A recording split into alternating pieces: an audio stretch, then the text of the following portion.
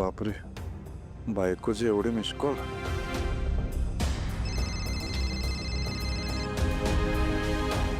Sarang sir.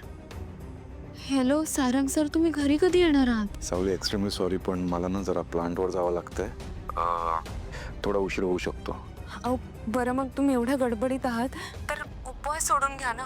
दिवसभर उपाशी राहिला तर कसं चालेल? तू सोडलास उपवास? नाही. मग मी कसं सोडेन? काळजी नको करू सावली, येतो मी लवकर घरी. पण ऐक, जर उशीर झालाच मला तर माझ्यासाठी थांबू नको. तू उपवास सोड. हा, बघते. ऐका ना, मला तुमच्याशी एक महत्वाची गोष्ट बोलायची. बोलूयात ना आपण, बोलूयात सावली. घरी आल्यावर बोलूयात आपण. मला जरा उशीर होतो म्हणून. ठीक आहे, चल बोलू आपण.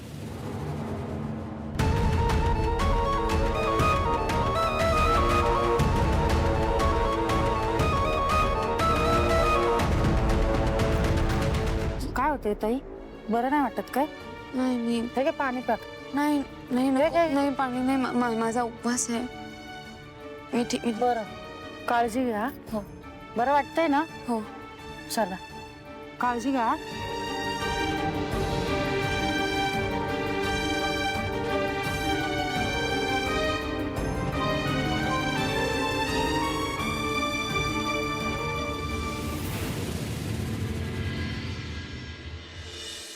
मॉम, आजचं जेवण खूप छान झालेलं, आवडलं मला.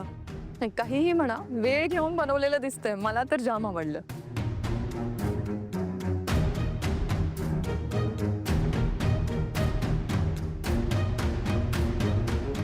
काय हो, सारंग अजून आला नाही का? दिसत नाही तो. आई विसरलीस की काय? जग्गू अजिरी माझ्या नावावर प्रॉपर्टी केली ना, त्याचे पेपर्स बनवायला गेले. रंग्या येऊक नाही काय गो अजून? हा, तू येईल, तू थांब.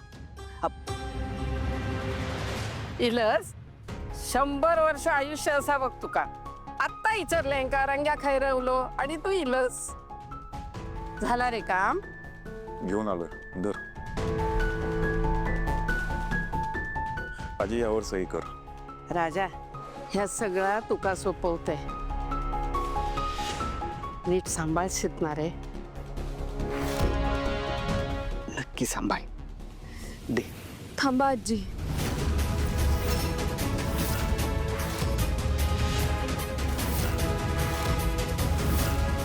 काय गो, गो चांगल्या कामात नाट लावू नकोस गो. जग्गू आजी, तुम्ही जे करताय ते तुम्हाला चांगलं वाटतंय, पण ते चांगलं नाहीये. म्हणजे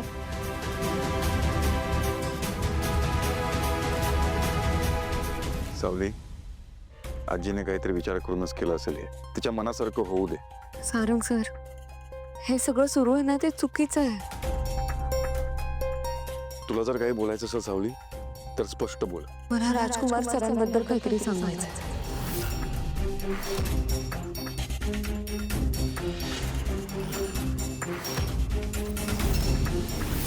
ए हॅलो, जास्त शहाणपणा नाही करायचा. या आधी पण तू सेम चूक केलीयस.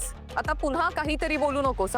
ऐश्वर्या मॅडम, तुम्हाला जी चूक वाटते ना, ती मुळात चूक नव्हती हे तुम्हालाही माहिती आहे.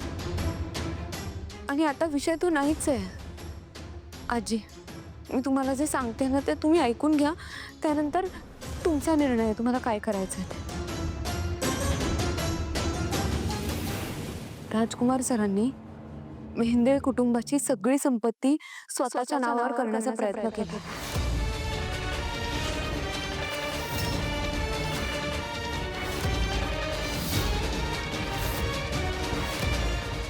काय? आजी, तू माझ्याकडे अशी का बघतेस? ए चुचूत, काय स्वप्न बघतेस की काय? दिवसा डवळ्या. माझी प्रॉपर्टी म्हणजे आजी, या माझ्या भावंडांची प्रॉपर्टी मी माझ्या नावावर करून देतोय.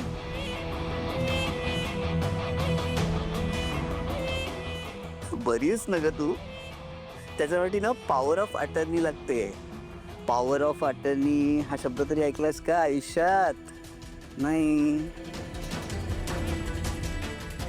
त्याच्यावर या माझ्या सगळ्या भावांच्या सह्या लागतात. त्यानंतर माझ्या नावाने होणार प्रॉपर्टी सगळी. बिंडोक एस बिंडोक. त्यातलं कळत नाही ना, त्यात काय बोलायचं नाही. 1 मिनिट.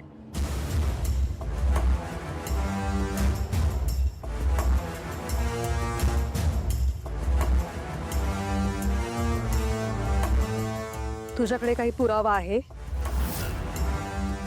हो.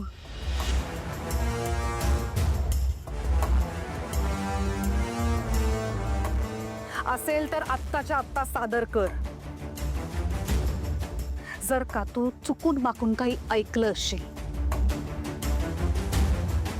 तर ते सुद्धा सांग.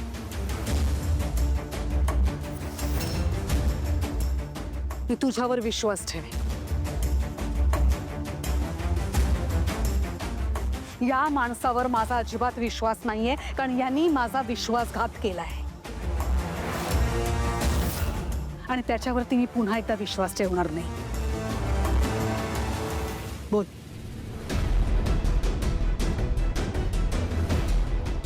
बोल. मॅडम मला 1 मिनिट द्या, मी लगेच येते.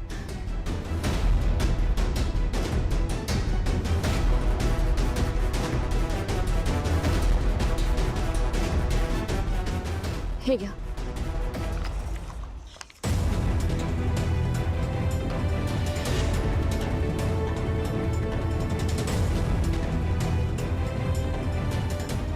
हे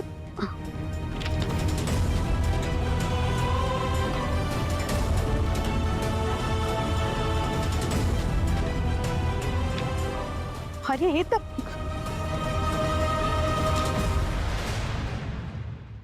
राजकुमार,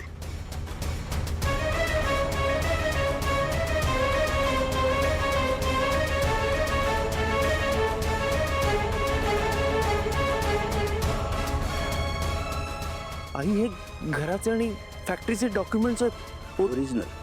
ओरिजिनल पेपर आहे.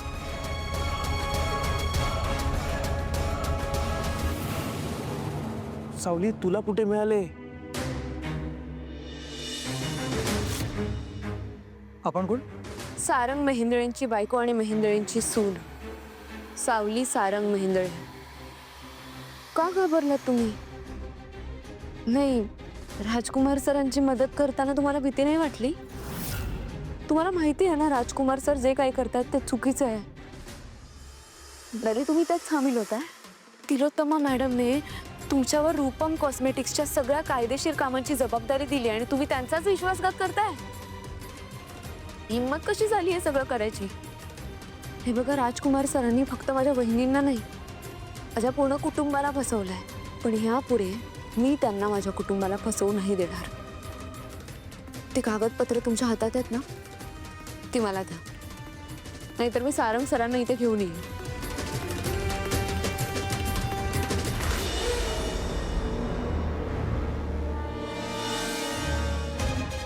आई, यावर असं लिहिलंय की तू आणि बाबा सगळी प्रॉपर्टी राजकुमार दादाच्या नावावर करतायत.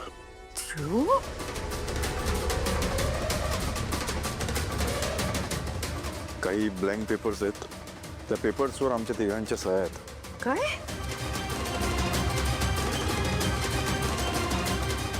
काय करायचं होतं दादा तुला? सगळी प्रॉपर्टी तुझ्या नावावर करायची होती का? बोल ना. आता का गप्प बसलायस? बोल. काय बोलू? हा, काय चूक करतोय मी? सांग ना, काय चूक करतोय? कसं नाही, मला तर या घरात तू पुन्हा घेणारच नव्हतीस. माझी आजी आली म्हणून तू मला नाईलाजाच तव घेऊन आलीस. आज तू आली म्हणून घरात घेतलं, उद्या तू गेलीस की घराच्या बाहेर काढतील मला ही लोक.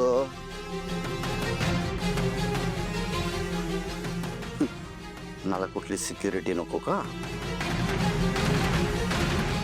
काय चूक होती माझी? हा, या अमृताला फसवलं. म्हणजे एक मुलगी होती ग माझ्या आयुष्यात, त्याच्यावर ना गोंधळ झाला. पण माझी आई माझी बाजू समजून न घेता लगेच मला घराच्या बाहेर काढलं.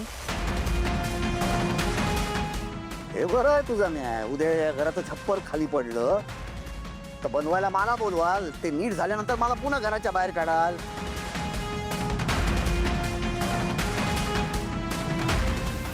काय ग आई, त्या दिवशी आलो होतो ना मी तुझी माफी मागायला, त्यावेळेस काय म्हणालीस? मनापासून पश्चाताप कर, तर तू मला माफ करशील. मग आज मला होतोय पश्चाताप तुझ्या पोटी जन्म घेतल्याचा.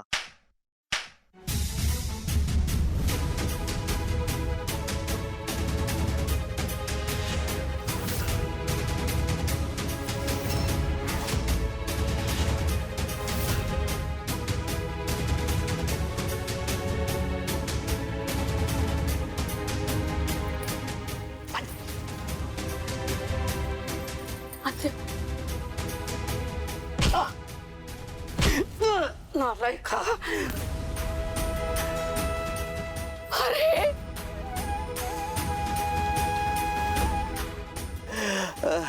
अरे आमशी वागणा कोणाचा बोलता काय रे? हं? लाज नाही रे वाटलं तुका, लाज नाही का रे वाटलं तुका?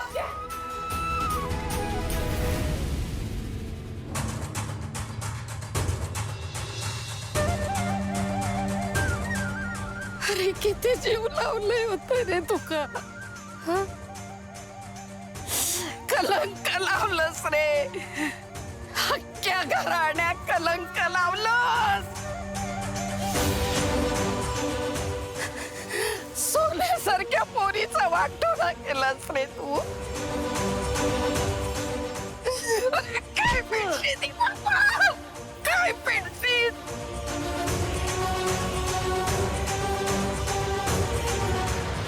थिळू, अगो माझ्यासाठी तू ते का घरात आणलंस ना? आज मी तुका सांगते, एका घराच्या बाहेर काढ.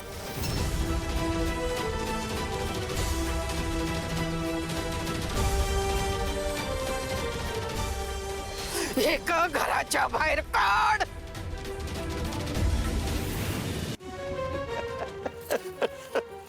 निर्लज्ज नालायक. उठ उठ उठ. हो बाय, हो बाय. हे म्हातारे,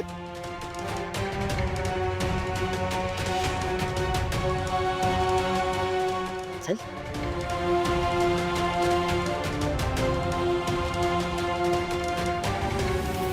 सावले, तुला मी सांगितलेलं माझ्या वाट्याला जाऊ नकोस म्हणून, तरी तू गेलीस.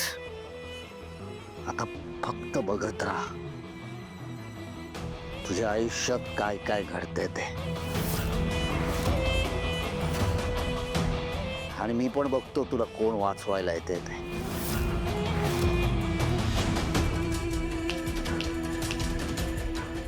तुला चॅलेंज देतो मी आज.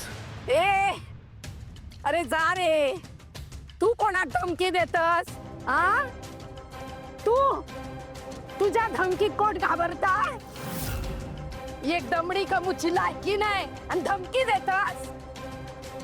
पुन्हा जर या घराकडे बघितलंस ना तर गाठ माझ्याशी असा.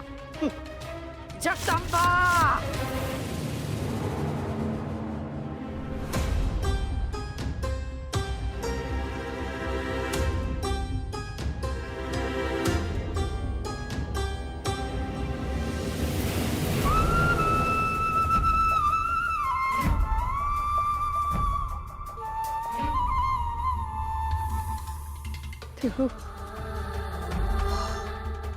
हो, इतक्या सगळ्या या घरात घडला तरी पण तू माझ्यासाठी त्या नालायक, त्या हलकट पोरा घरात नसते. मला वाटायचं की माझा कौतुकच नाही तुका म्हणाल, पण या सगळं छंद्या. अरे काय या?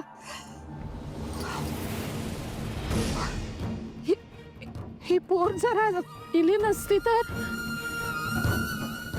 असं सगळं मी त्या हलकट नालायक माणसाचा स्वाधीन करणार होत.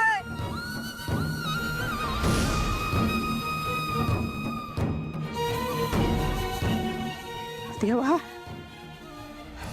देवा रावण आता वाचवलंस रे, वाचवलंस बघा.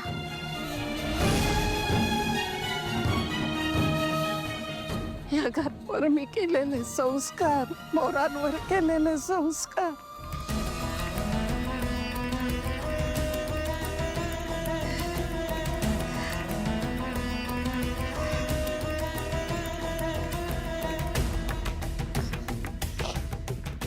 देव हे सगळ्यांना फक्त माझं सारंग सांभाळू शकता.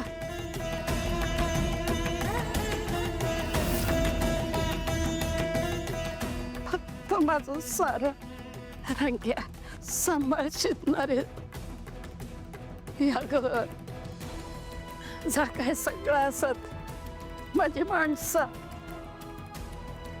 माझी सगळी पोरं सगळ्यांना सांभाळ शिकणारे.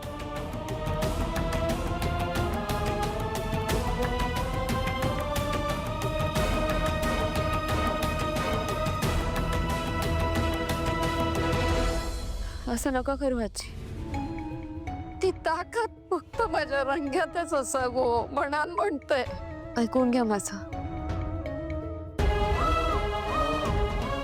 माफ करा, मी लहान तोंडी मोठा घास घेते, पण आई वडिलांनी इतक्या वर्षांनी त्यांनी स्वतःच्या मेहनतीने कमवलेली संपत्ती अशीच आपल्या मुलांना किंवा मुलींना देणं हे योग्य नाही वाटत आहे मला. नाही म्हणजे ही परंपरा असेलच, पण ती केलीच पाहिजे असंही नाहीये ना. कसं होतं ना की जर आई वडिलांनी त्यांची संपत्ती त्यांच्या मुलांच्या नावे केली तर हीच मुलं म्हातारपणी त्यांच्या आई वडिलांचे हाल करतात, त्यांना रस्त्यावर सोडून देतात.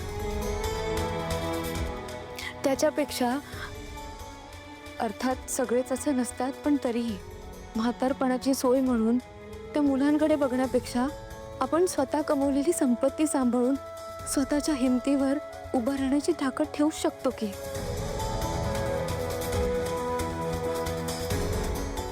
आणि आजी, ही सगळी संपत्ती तुमची आहे, ही तुमच्याकडेच ठेवा. तुम्हाला तुमच्या जाण्यानंतरची काळजी वाटते ना, तर तुम्ही सगळी संपत्ती एखाद्या वृद्धाश्रमाला किंवा अनाथ आश्रमाला दान करू शकता.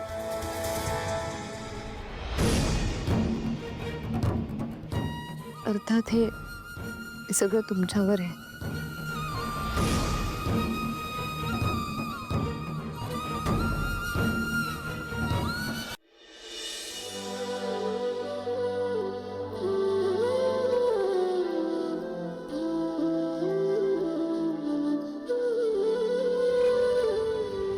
झाले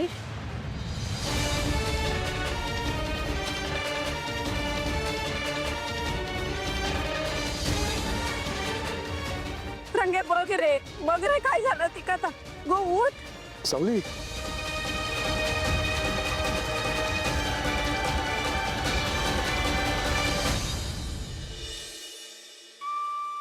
सावली,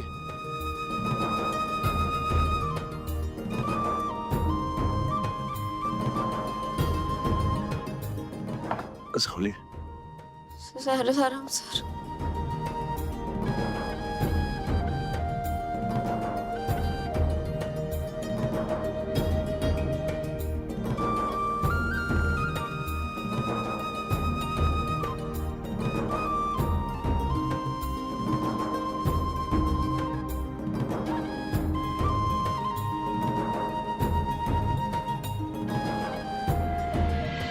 उपास सोडून घ्या बाबाई.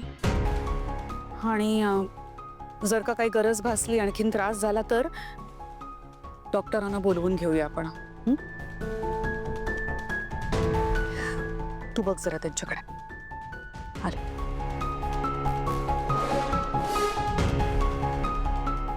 मी तुमच्या दोघांचं ताट वाटून ठेवते, तुम्ही या खाली.